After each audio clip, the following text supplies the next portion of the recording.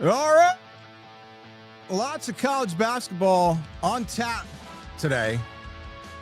We're going to break it all down. Well, maybe not all of it, but lots and lots of college basketball on tap. So we will get to the slate.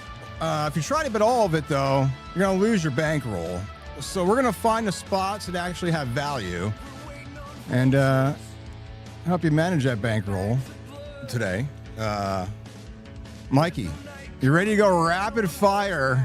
Good morning. Good morning, buddy. Last Saturday before Selection Sunday, 8 days from tomorrow. So this is the last big Saturday of college basketball. And we said it. This is the second biggest betting season of the year, next to the Super Bowl. So I feel like a young kid, probably around December, let's say 20th, when you know Christmas is right around the freaking corner and you're so excited. That's what I feel like right now. Let's get this shit on. Yeah, this is so good. There's just so much to unpack. We'll do our best to guide you for that. So if you're new here, first timer, welcome. If you're a regular, thanks for coming back. And this is what we have on tap for you. So we'll get right to the betting board. We'll get you the key games, the line moves, best angles, big line move for a noon game, which we'll get to in just a second here. And then we got buckets, bricks, bad beats. We'll go over some highlights over the past week of college basketball. And then we got our Bark Bets, which is our best plays for today or for the weekend. And then also feature a pup from Freedom First Rescue up for adoption. And then we'll end it with the Clown of the Week. And this one's a good one. I didn't tell you who this was. I sent you like hey, maybe we'll use this one. But then I found this knucklehead this morning. So we'll end on that. And maybe we'll talk a little golf, give a little golf update, and maybe some NASCAR. Lots of left turns. UFC tonight. Lots to unpack here. And then whatever you want to add, because I'm sure you have some games here that I gave you a rundown, but I'm sure you got some some one-offs that you'll spark. No, I actually like I like your list that you put up there. I think that's good. We'll do that. We didn't post plays yet today for the day, did we? No. I forgot to mention. So after we go through the show here, the official card will be posted on X right after this. At OTH Sports Pod is the handle on X. That'll be the full card. Sometimes we do a split. We'll do an early card. Yeah. Yeah, there might be a couple ads. In fact, I already have an updated list from the one I sent you about a half hour ago.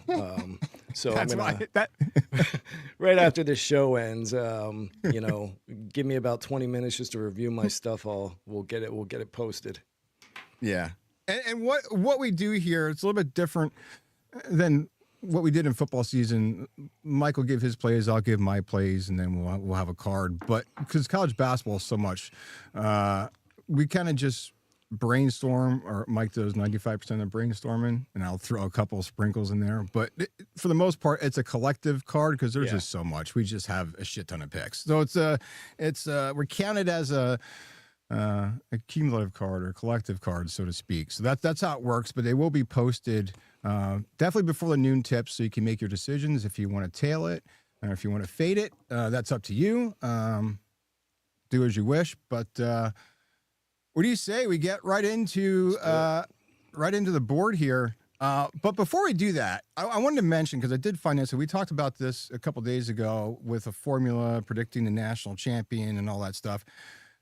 Just as a reminder, you can go back and listen to that on the YouTube page at OTH Sports Pod. It's a more in-depth analysis. But if you look here, Ken Pom, the teams that fit the criteria where Ken Pom said every national champion has had a top 40 offense and a top 25 defense per Ken Pom. So the teams that fit the criteria are listed there at the bottom. Virginia, Arizona, UConn, Duke, Florida, Gonzaga, Houston, fade those fuckers, Iowa State, Michigan, Tennessee. So that's kind of just wanted to recap that because we did talk about it a few days ago in depth. So before we get into the board. That's what you're looking at if you're looking to bet national champions. Once we go through the board, we'll give a quick rundown as far as where the odds are if you want to take some future bets on a national champion. And also, I wanted to get your thoughts on this. I was thinking about this as the conference championship games start this week, and we'll probably pop on here Tuesday afternoon real quick to do a quick rundown of that board, and then later on in the week, because it's a busy week coming up. So when I think about this, and tell me if you think, this is a quick thought. So I like the unders early, overs late. And by that, I mean maybe play first half unders in these conference championship games. And here's my quick thought as to why. Kids are nervous. It's a neutral site. You got these weird tip times happening, which could all lead to, say, a first half under. And then overs late, typically the good teams adjust. We talked about coaching. Coaching makes a difference in these games. Good teams will adjust at half. Poor defensive teams, if you got two poor defensive teams right off the bat, just fucking hammer the over because it's probably going to go over. Or you figure some of these kids, this is their last shot at playing any type of college ball. Their career could be over. They could be going on to sell insurance, do whatever, maybe work in corporate America somewhere. So this could be their last shot. These kids are just going to play right till the clock hits zero. Or sometimes if the team's down by 7 or 8 with a minute or two left, they're just like, we'll just move on to the next game and worry about it later. There is no next game for some of these kids. So they're going to just give it their all. So maybe look at either the over on the total for the game or second half over. So that's kind of some things I was thinking about leading into these conference games as we come up this week. Any thoughts on that before we go into the board here? Yeah, betting the under in conference tournaments and the big tournament has been like a known trend for the past 4 or 5 years. I know some people who just bet it blindly, bet the under. I think last year it wasn't as successful, though. I think I remember somebody on a forum, on the Covers forum, bet every first round game in the conference tournament and in the tournament blindly first round. The year prior, I think he hit like 60-some%, really good number. Last year it wasn't as successful. The problem is, like, I mean, these bookmakers aren't dumb. Like, people catch on to things. You know, these lines, they understand jitters. They understand going to a court that they don't play on. They understand playing at a time they're not typically used to playing at. Like, that all gets baked into the equation. So you have to be careful. But yeah, I still like the idea of jittery hands going to shoot the ball the first 10 minutes of a game. You're not getting, it's games start off slower. I like the under more than I like to bet the over after the half. So yeah, I might be on some unders early with you there, Tom. All right. Sounds good. Well, at least we're on the same page there, because I've been bad if you're like, you're a fucking idiot. Well, you are a fucking idiot, but not for that reason. Oh, shit. Well, but I do give you credit. I thought there was no way that this thing was starting at 10 a.m. this morning. I said, you know what? I could lay in bed another half hour. He ain't going to be ready. And sure as shit, the man was ready. Give him props. Oh, at 10:02. I mean, it's pretty fucking good. It's kind of. We could have started right at 10, but I was like, let's just wait to make sure we have no technical difficulties like the other day. What a nightmare. So we're just going to jump right into the slate here. A big line mover. Now, these are the top 25 teams in action today. We're not going to hit all these games, but we picked out 6 or 7, maybe 8 key games that we're looking at that might make the card. So again, do with it as you wish, but these are the top 25 teams in action, and we'll start with the noon tips. And this is a big line mover already, right at noon. If you looked at this a couple days ago, Arkansas at Missouri, you would have thought, oh man, this is going to be a good game. Arkansas opened as a 3.5-point favorite. That has now flipped to Missouri. Now, again, let me preface this. These lines that I got this morning are from DraftKings. So just to make it easy, if you like FanDuel, BetMGM, whatever book, you're going to get similar odds. But just to keep it uniform, these are all DraftKings lines as of like an hour ago. So this game has flipped, though, to Missouri as now 2.5-point favor with the injury news of Darius Acuff is out for this game. And Knox is out. Oh, not yes. Yeah.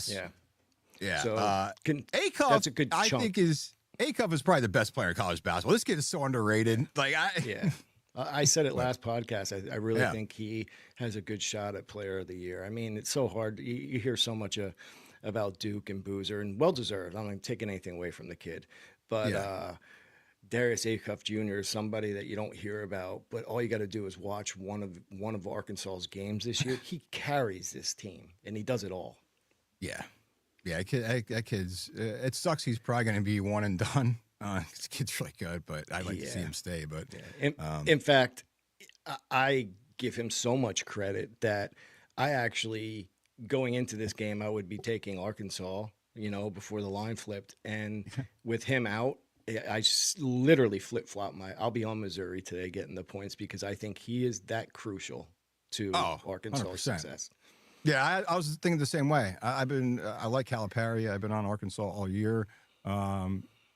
Just looking at the game, if you look at Arkansas with a win can get a 2 seed with an Alabama loss.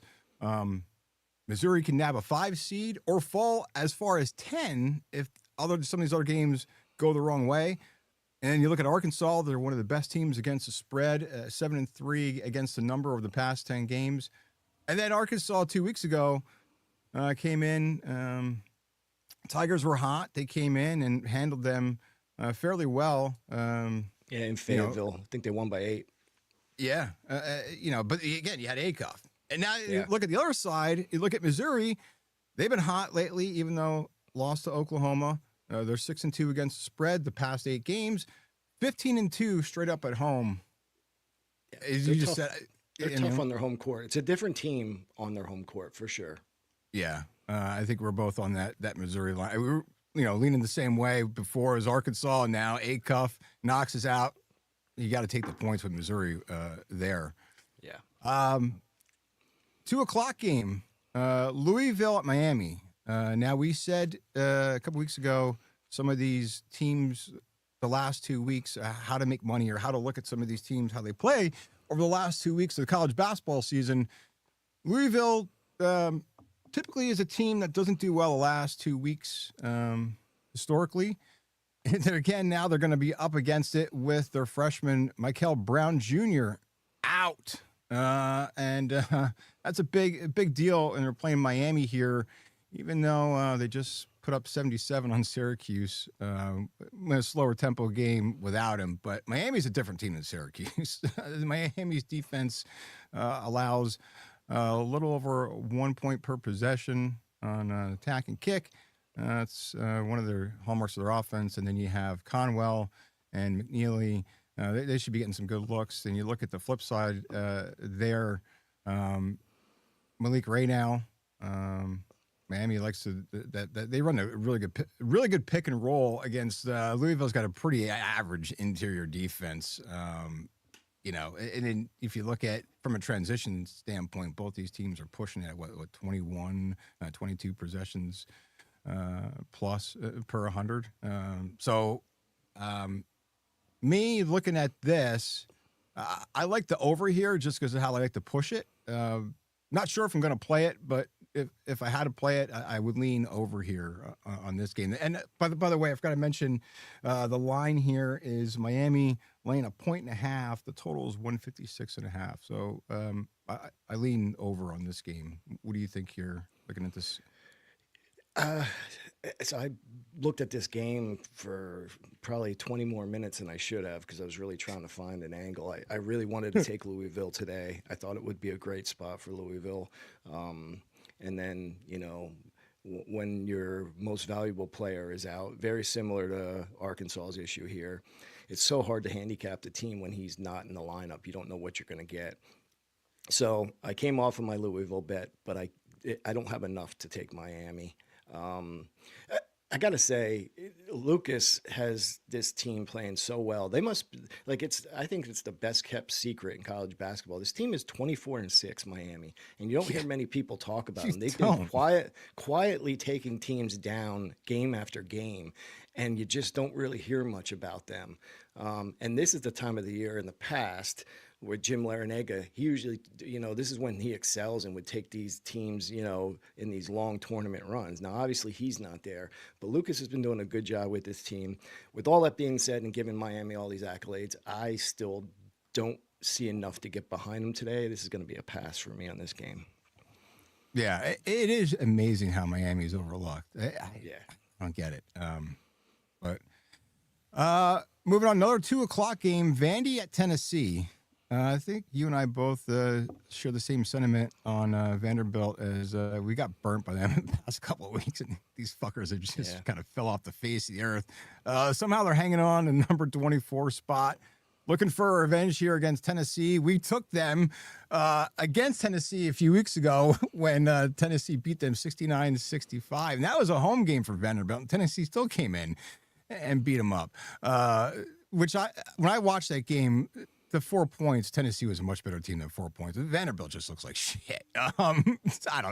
They struggle against these big physical teams like Tennessee. Yeah, I don't know. Like, if you look at Tennessee, they're one of the top offensive rebounding teams per the KenPom rankings.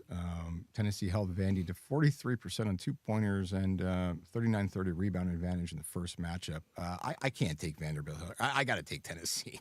Not sure if I'm playing it, but I'm leaning toward Tennessee. I'm pretty certain I'm probably going to play Tennessee here. Just fuck Vanderbilt. So, I'm against you here.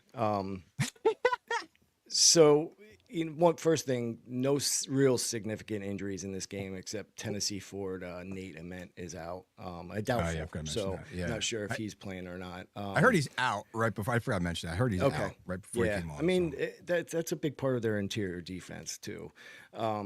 But yeah, Vandy's a sneaky, quiet team that sometimes they just don't look great, and other times they look like they're a Final Four team.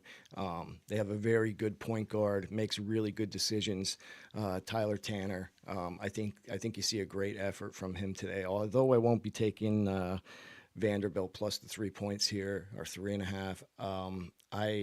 I do have them in a money line parlay with a couple other teams. I would not be surprised at all if Vandy comes out of Tennessee today with a W. The line is telling me everything I need to know. I mean, Tom, just think about everything you just said about Tennessee looking like the better team going into Vandy, making light work, and yet they're only a 3.5 point favorite on their home court. Yeah, it doesn't add up to me. I think Vandy walks out of here today with a win. I really do. But like I said, I'm not going to take Vandy with the points. Like a little, not a full unit. I'm playing around a little bit with the money line parlay, throwing it in there. So do with it as you wish. Yeah, and that just to recap, that totals Tennessee in lane 3.5. The total 147.5 there for that game. It is a weird spot for both those teams, especially with Amen out, and Vandy's been up and down the last couple of weeks. But I like your angle there with the money line parlay or something. The points is just too weird. You just don't know where to go with it. It's worth a shot if you're going to throw it in a parlay. Yeah, why not? I mean, shit. Do that with like 6 others. That's what I would do. Now you're smart and do it with like one other team. I'd have like 6. I did. It's a 6-team money line parlay that I did, but it's not a straight parlay. It's a round robin. So although it's 6 teams, it's ultimately like 36 different bets within there. So I don't expect all 6 teams to win. 4 out of 6, I make some serious good money though. 3 out of 6, I win some money and get my money back too. So it's kind of a safe bet. Right. It's almost like you're hedging it a little bit with worst case scenario. Yeah. All right. I forgot to mention too, drop in the chat who your best bet is today. Who you like, maybe what you're eating, what you're drinking. Are you drinking coffee, whatever you're drinking. So drop that in the chat and we'll scan that. And if it's a game we missed and we like it, we'll take a look at it and maybe give you our thoughts on that. And then look into the 4:00 window. It's a pretty good game here. Florida at Kentucky. This line here, we got Kentucky as a home dog getting 6.5. Total is 160.5 here. Last time these two teams met, Valentine's Day, Florida won 92-83. And Kentucky not ranked. They got one more shot to make a strong impression before conference tournament starts They're locked in a 4-way tie for 5th place here. They're 19-11, 10-7 SEC. Missouri, Texas A&M, Vandy, who just all these teams are kind of jam packed together here and have more to play for. That's what the problem is, Tom. In that when you have a conference like this, these teams, they just beat each other up so much throughout the season. And then you're seeing records like 19-11. That's because these teams are all so good, and there's a lot of parity. And all season long, these teams are taking each other's best shots. Yeah, that's the problem when you're in the. And there's that revenge factor. We talked about the last game, Vandy, Tennessee. That comes into play the last 2 weeks of the season. Who has more to play for? Who doesn't? Florida's kind of they are what they are at this point. They're not going to move up. Where Kentucky's in this heated race with these other teams in the SEC. And then you look over the last 10. Kentucky's 7-3 win-loss, 2-7-1 against the spread, 6-4 on the over for the total there. I don't know. To me, it's like you said, these teams beat each other up. I like Kentucky getting 6.5 at home. Florida is good. I did take a futures bet at plus 1150 to win the championship, but to me, Kentucky's just got more on the line. I don't know. Yeah, I'm right there with you. I don't want to take anything away from Florida. Florida is in the top 10 in both offensive and defensive efficiency. I mean, they are solid, offensively and defensively. They are a well-rounded team. They are certainly a Final Four team. There's no doubt about this team is built to make a long run.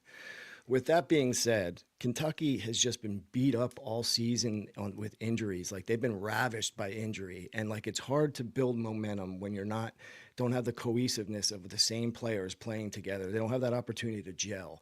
They're finally getting that back a little bit, and you're seeing a different Kentucky team on the court. Yeah, I'm with you. I put this in last night at 7.5. It's down to 6.5 now. I still like it at 6.5. I think this is a 1 or 2 possession game. It comes down to the very end.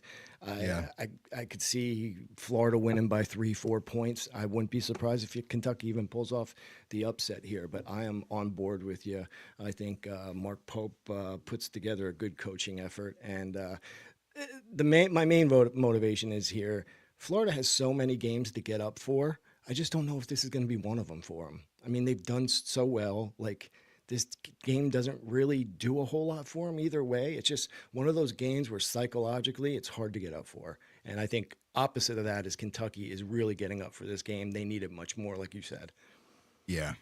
Yeah. And I forgot to mention, too, we talked about this a couple episodes ago with the trends the last 2 weeks. This is Kentucky's senior night, so there's that emotion there, right? They think sometimes that gets the best of these kids. It's emotional. A lot of people think, senior night, they're going to go out and play their ass off. No, sometimes it's the exact opposite on senior night. I'm with you there with Kentucky.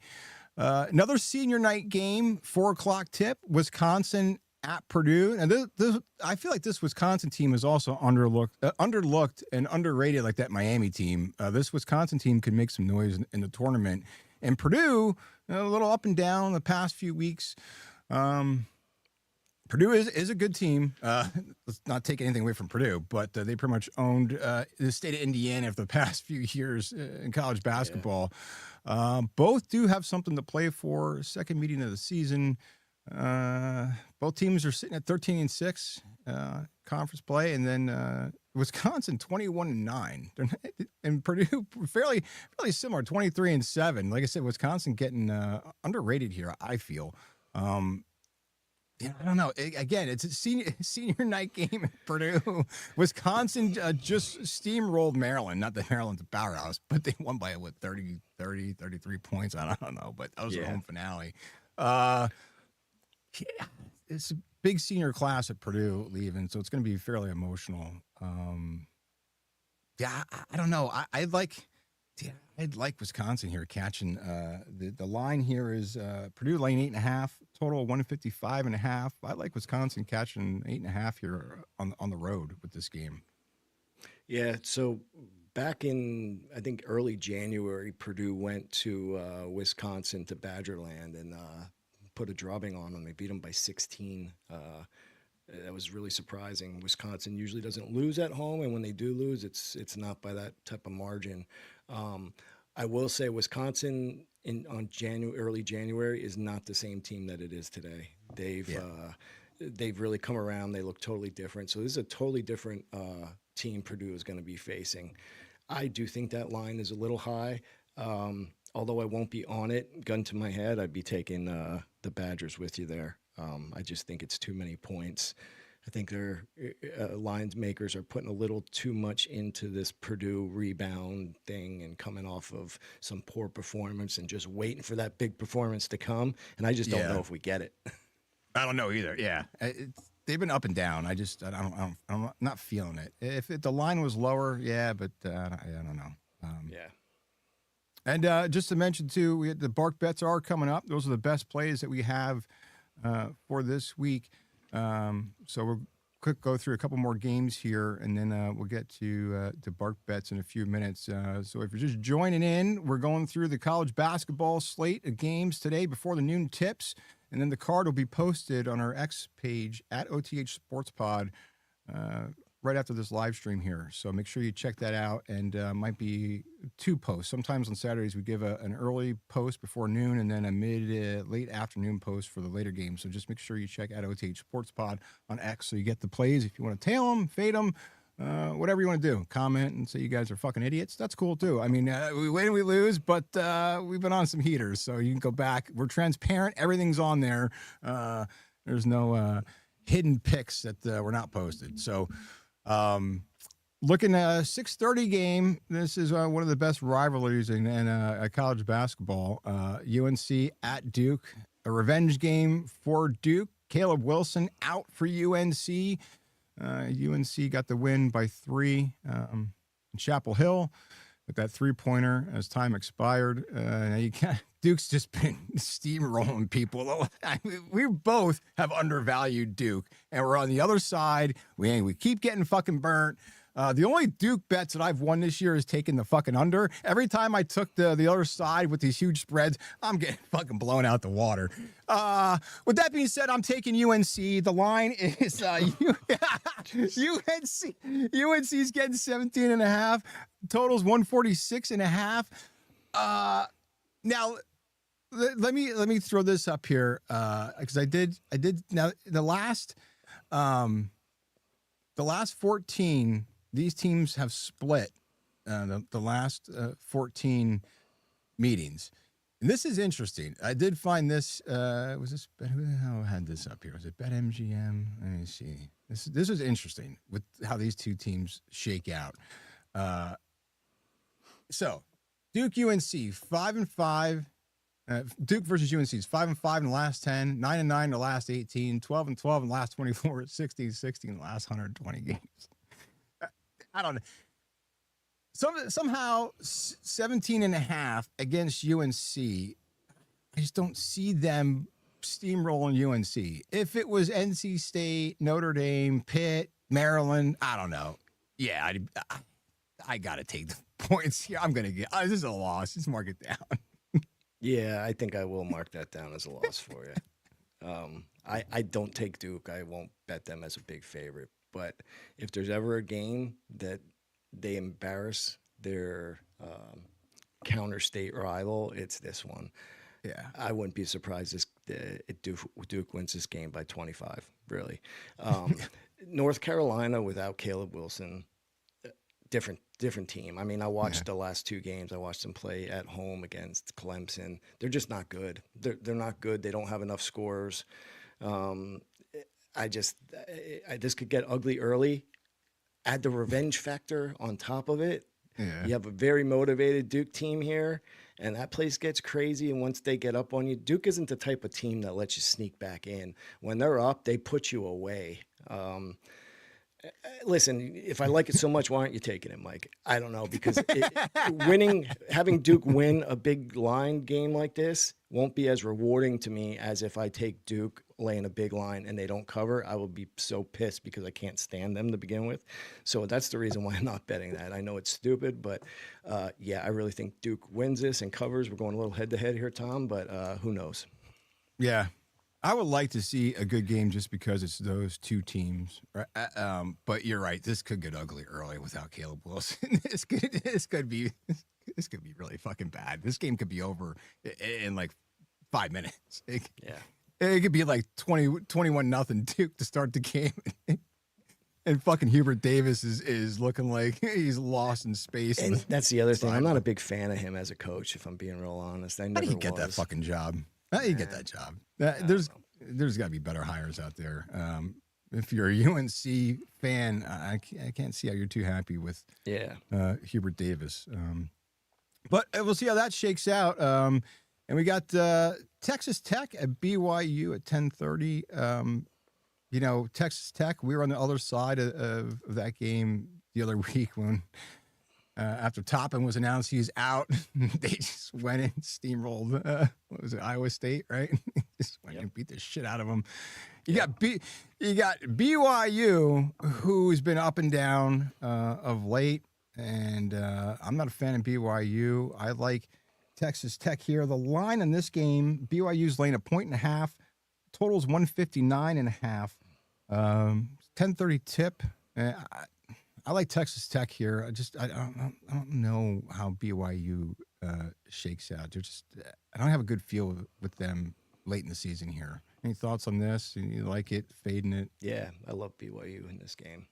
It's close to being my bark bet, but I got edged out. But I'll be all over BYU today. I love this game. BYU has been up and down the last few weeks. They're a much better team than they've been showing. Texas Tech is hard to figure out now without Toppin. They'll look really good. Play for him, and then you'll see efforts from them just looking like an average team without him. I'm not sure which team shows up today, but even if that Texas Tech team that's playing for Toppin shows up, I still think BYU could beat that team, and I think you're going to get a really good effort from BYU today. This game will be on my card. Yeah, and AJ DeBansta said he might be coming back for another year. Good on him. Yeah, that would be something. I don't know why he would, but hey, that's great. I like hearing it. Yeah, same here, because these kids are usually just one and done, taking the money. And but I mean, now they have some money to come back to. I mean, it's not like they're coming back. They're coming back to some good cash. Not what they're going to see on the next level, especially him. But hey, if you don't like what BYU's getting, he'll just go somewhere else and get more money. So it doesn't really matter. So whatever. That's right. It's got incentive there. That's kind of what I had lined up. I do have one play I'm going to sprinkle here. You have any other games that you have an eye on that maybe might make your card later? You want to give some thoughts on, or? I think I'm good. Some of the other games that I'm going to be playing probably aren't like games that anybody's too interested in talking down the breakdown of how I got there. I think more interested in just which team's going to win, especially when you start getting into some teams that aren't ranked, nobody really cares about. But actually, it's not a bad day of basketball. I mean, it's March, right? And a lot of these games mean something to everybody now. So, and with these conference tournaments coming up next week, teams are kind of jockeying for position here. Yeah. And like I said, this is the slate of games here listed as the top 25 teams in action. Some better than others. Some maybe might be a snooze fest. But you never know. It's like you said, Mike, some of these other teams have a lot to play for, and these favorites could get caught off guard. It can make it interesting towards the end of the game, and it could be more competitive than what you think. I'm going to hold this game that I have my eye on because it actually is my bark bet. So I'm going to hold that till we get to bark bets here because I don't want to give it all away.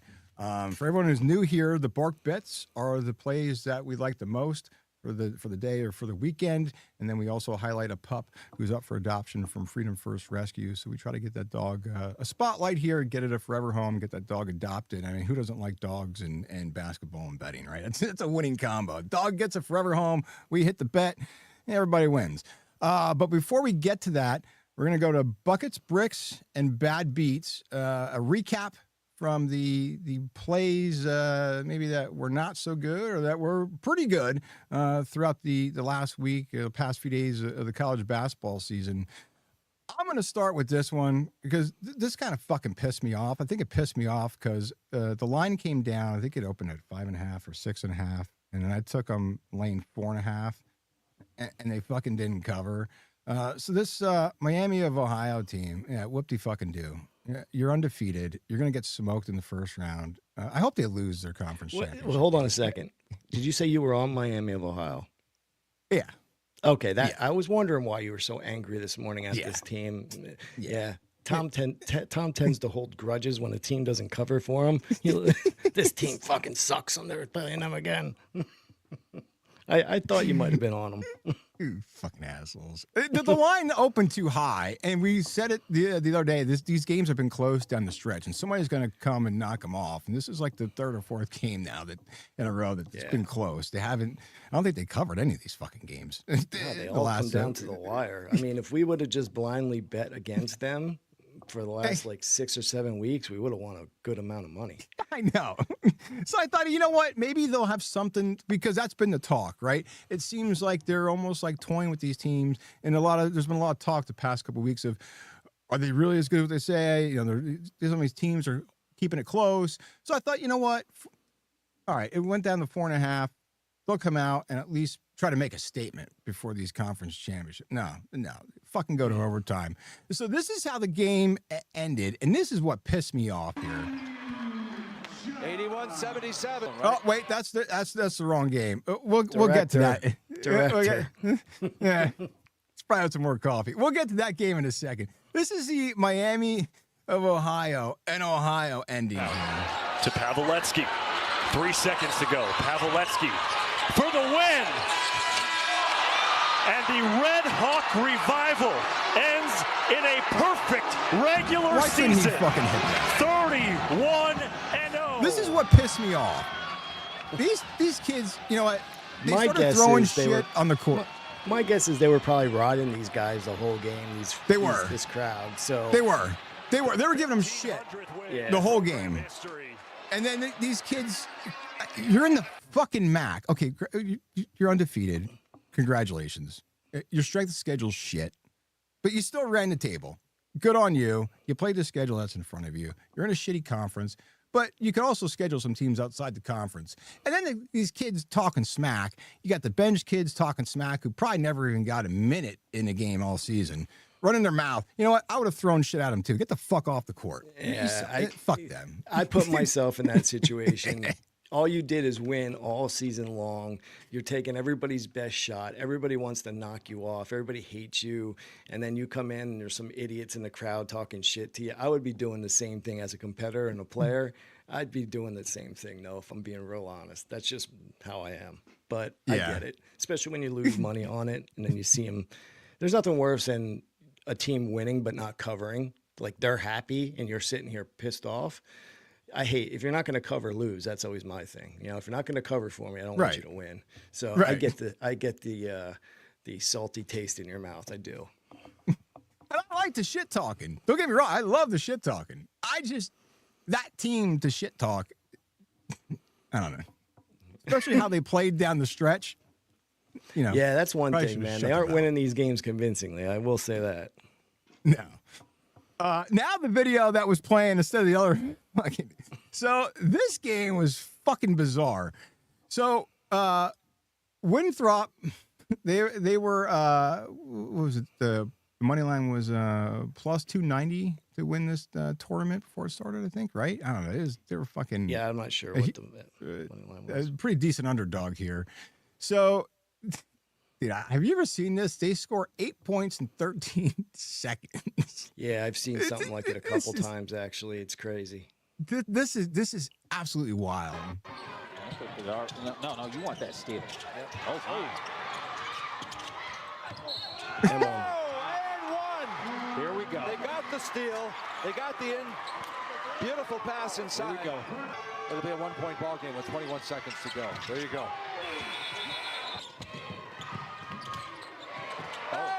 Steal. Unbelievable. Duncan! Oh my. With the bucket! I mean, this is March, right? I mean, this is 82-81, 16 seconds. That's what happens. Good on them. That's a good win by them. And then I'd be remiss if we didn't show this here because it is local here.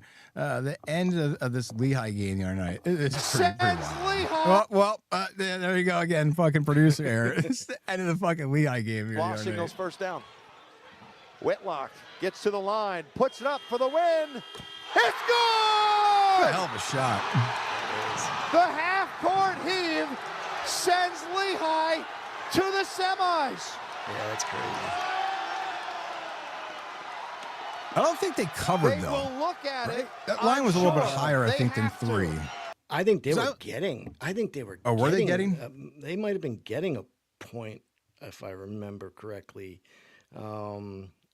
Was that Wednesday night? Might have been Wednesday or Thursday. Yeah. I was trying to remember what the line was. I don't remember what the line was there, but it's a hell of an ending. Yeah, I thought I had it right here, but I don't. I remember actually looking at that game because I took Colgate had played that day. I took Colgate. Where I forget who they were playing, and I was looking at that Lehigh game, and I laid off of it.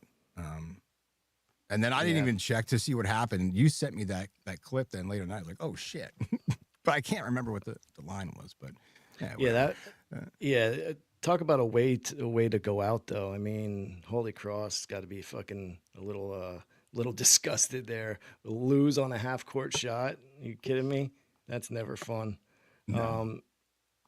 I actually, I don't know. I'm trying to find that Lehigh game. Here it is. So yeah, Lehigh. I was wrong. I'm sorry. Lehigh did not cover. They were a 4-point favorite. Yeah. Okay, they were. Yeah, I thought they were favorite, but I couldn't remember what the line was there. But because I do remember looking at that. But yeah, good on them. I'm glad I didn't take it because they didn't fucking cover. But it's a hell of a way to end the game. So that is March. That's what happens, and we'll have more of that coming up as we get into conference play and then the tournament kicking off a week and a half ish, somewhere around there. But this is what you've been waiting for. Our bark bets. These are the best bets that we are barking the loudest about. We can't stop barking about these picks. These are the picks that we like the most for the week, or for the day, or for the weekend. And then we feature a pup here from Freedom First Rescue, who's up for adoption, trying to get that pup a forever home. And this week's pup is Wombat. Look at this little guy, little Wombat here. Oh, he's cute. From Freedom First Rescue, up for adoption. We'll get to him in a second. Mike, who do you like for your bark bet here this week? I'm gonna take the Hoosiers of Indiana. Ooh, getting 4.5 points. Ooh. At a Ohio State team who's playing really well. But I like Indiana to get the cover today. Nice. I think it's a good spot because Indiana has a little bit more to play for than Ohio State. It's good. Is that at Ohio? Is that at Indiana or at Ohio State? At Indiana. At Ohio State. At Ohio State. Yeah. Wow, that's a good. That's their senior day too, right? So, so here we go. Here we go. I mean, the way Ohio State's been playing, to me, I feel like that line should be closer to like 6.5. It's at 4.5. It just, things aren't adding up. It just doesn't seem right to me. I'm gonna go with my gut here. Take the points, 4.5 in Indiana, and I think maybe this comes down to a one-possession game at the end. All right. I like it. I am taking, and most people probably didn't have this game circled when you look at the slate of games. This is a noon tip. Georgia Tech at Clemson. Georgia Tech, the line is they're getting 16.5. Total is 144.5. Now, here, like, why taking Georgia Tech? Well, it's a lot of points, but late season against the spread, Georgia Tech is 23-4 against the spread historically in the final 2 weeks of the college basketball season, which we did mention this formula a few weeks ago Was it last week or I don't know? But you go back, rack the tape. We kind of explained it in depth of who to fade or follow historically, looking at these trends the last 2 weeks. The rematch edge here. Georgia Tech is 14-7 against the spread in rematches. Double-digit revenge dogs. I got it all, Mike. All these trends here. Oh, my God. Even though these are different players and different coaches that coach that team. It don't matter. Just because they have the name Georgia Tech on their shirt, go with it. That's right. These guys probably haven't played in 15 years at Georgia Tech. So, double-digit revenge dog. Tommy trends. Teams that lost the first meeting and are now a double-digit road dog are 96-72 against spread. That's cashing at 57%. Clemson in that when they line up in that spot, they typically underperform. So teams coming off 20-plus point wins, scoring 93 or more, are 163 and 200 against the spread. That's less than 45% hit rate. And the series trend, the road teams are 7-1 against the spread in this Clemson Georgia Tech rival. So yeah, give me Georgia Tech getting 16.5 as the park bet with all those stats. That's a can't miss on that one. Lock it up, Clemson. I wouldn't mind that bet. Other than the Clemson coming off the loss to Carolina, that just has me a little worried. That line's up to 17.5, by the way, right now. Oh, moved now? Damn, that was just like an hour ago. Yeah, 17.5. It's taking some more money. It's not looking good. Actually, you should probably fucking cash out and go play it again at the 17.5. Let me see how much I'm going to lose by cashing out now.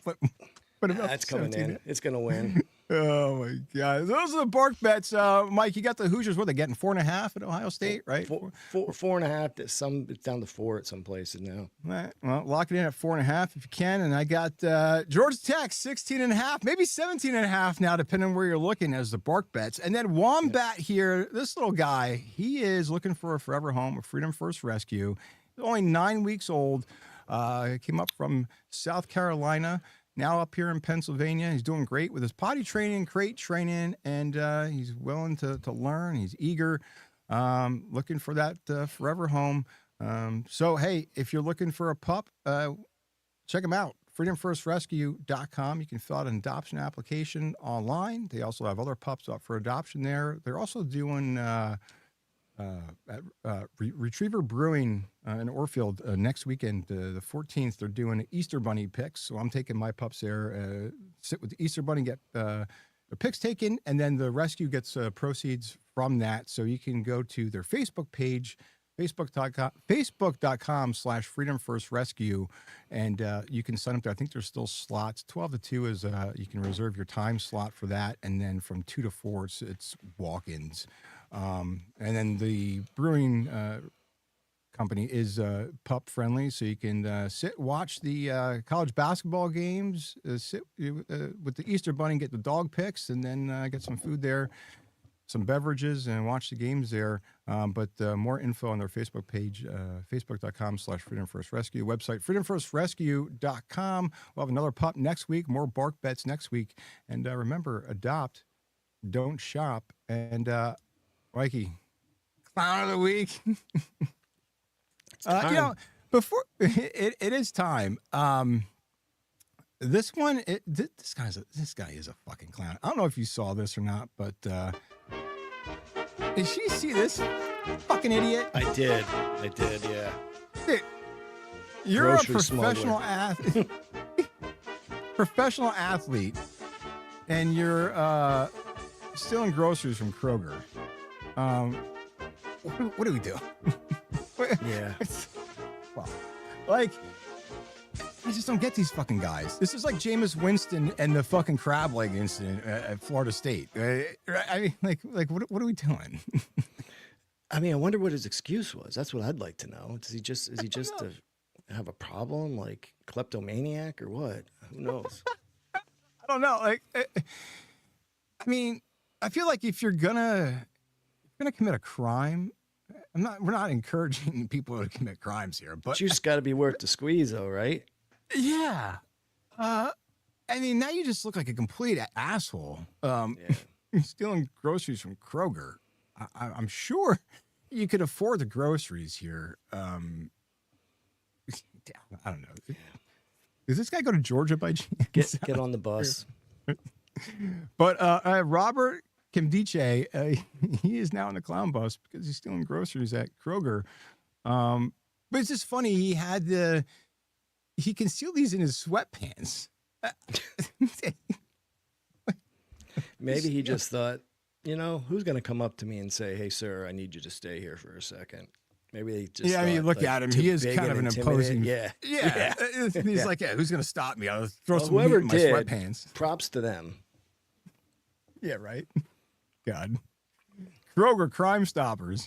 Yep. Don't steal at Kroger. That's the moral of the story here. It is. A couple of things before we wrap up. I thought this was interesting here, with the passing of Lou Holtz the other day, which is that's sad. He was 89. I believe he had cancer, and it was just sad because he did a lot for college football, and hearing him speak, he's one of the best, I guess, speakers, so to speak. Just the things that he would say.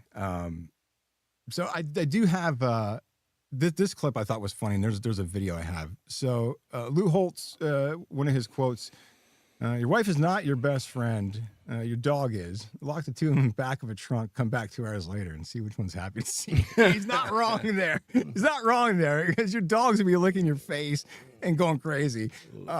Just some of the stuff he said was pretty funny. And then this video, he would do this when he would do public speaking engagements here. People can tear you. People can say negative things. People can doubt you. But you can never doubt yourself. You must always believe that you are part of something special. And no matter what happens, people can't tear you up, they can't tear you down. No matter what happens, when you have a faith and a belief, I used to do this with a phone book when I was younger. When you have a faith and a belief, you'll find a way. But I'd make Ben check the night before a game. And I'd say, I really truly, in anything is magic.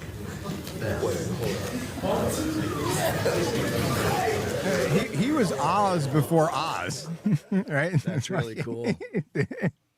You gotta love Lou Holtz. We're gonna miss Lou Holtz. So rest in peace, Lou Holtz. It's sad to hear of his passing. I did want to mention, because I did forget to mention the college basketball odds to win a national championship here. These are the latest odds from BetMGM. Pretty much a dead heat with Michigan, Duke. Not too much difference there. Florida still plus 800. Houston, I think that came down a little bit from last week. UConn plus 1,300. That's a pretty good bet. So if you're looking to get some futures there, that's the latest odds for the national championship game. And I thought this was interesting. They broke this down into tiers. So you have the number one seeds locked up: Michigan, Duke, Arizona. They had a tier, the usual suspects, and the don't let them get hot tier. The upset watch. I don't know if Carolina's on an upset watch after Caleb Wilson being out, so that's right. Yeah. Shit the bet on that team. Sneaky good. Not sure about Louisville, but Wisconsin definitely fits that. And then the mid-major madness. There we go. So this is interesting how they kind of threw some tiers there together of the college basketball teams there as we head into the tournament. I don't even know. I was going to give a golf update, but I don't fucking have one. Good. Because it's 11 o'clock. I got work. It is 11 o'clock. So that's pretty much a wrap. We'll get into golf next week. I don't have shit on golf. Maybe I'll throw a NASCAR pick out Sunday. But these picks will be posted within a few minutes here. We're going to get off here. Mike's going to go to the lab and take one final look at the card. We'll post the picks at OTH Sports Pod on our X handle. Thanks for hanging with us, and see you at the window. And Mikey, send me those picks and we'll get them posted. All right. Good luck today, guys.